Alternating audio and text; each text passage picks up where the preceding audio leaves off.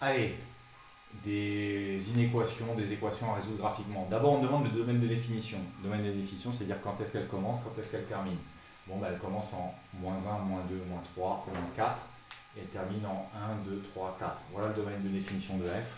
Le domaine de définition de f, c'est de -4 jusqu'à 4. Les valeurs comprises. Pareil pour celui de G, elle commence au même endroit, elle termine au même endroit. Donc on met pareil, le domaine de définition de G, de -4 à 4. Voilà. On me demande de résoudre maintenant, de dire quand est-ce que f de x est inférieur à 0. Plus petit que 0. Regardez, en fait elle est plus petite que 0, ici. Entre 0 et 4.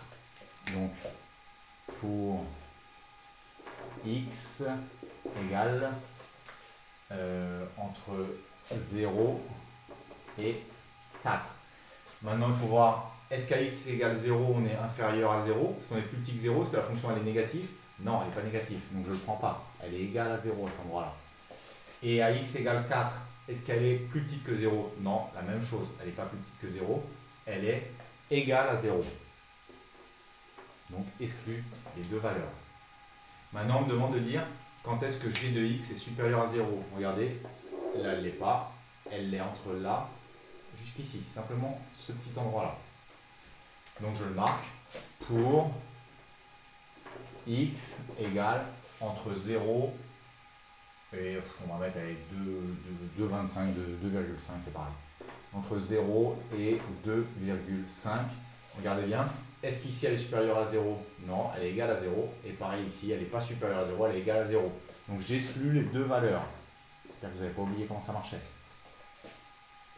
On me demande de dire quand est-ce que f de x égale g de x. Bah, là, ils ne sont pas égaux parce que regardez, f de x est au-dessus de f de x, on est au-dessus. Ils sont égaux à cet endroit-là, ils se croisent, et à cet endroit-là. Donc pour x égale 0 et x égale 3. Voilà les deux valeurs pour lesquelles f de x égale g de x.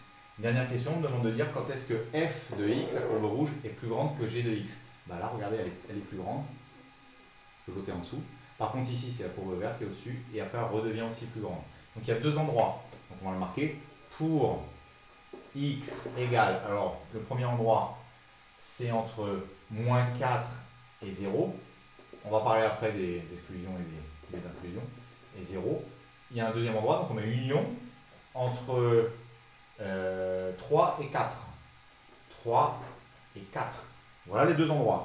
Maintenant, regardons les crochets. Est-ce qu'à x égale -4, elle est supérieure ou elle est inférieure? Est-ce qu'à x égale -4, f de x est plus grand que la courbe g, que g de x? Oui, donc ça on le met dans nos solutions. Est-ce qu'à x égale 0, la courbe rouge est au-dessus? Non, ils sont égaux, donc je ne le prends pas dans mes solutions, je l'exclus des solutions. Maintenant, à x égale 3, est-ce que la courbe rouge est au-dessus? Non, pareil, la courbe rouge et la courbe verte sont égales. Donc f de x n'est pas supérieur à g de x, donc j'exclus. Et à x égale 4, regardez, à x égale 4, oui, la courbe rouge, elle est au-dessus de la courbe verte. Oui, ça, par contre, je le prends dans mes solutions. Voilà.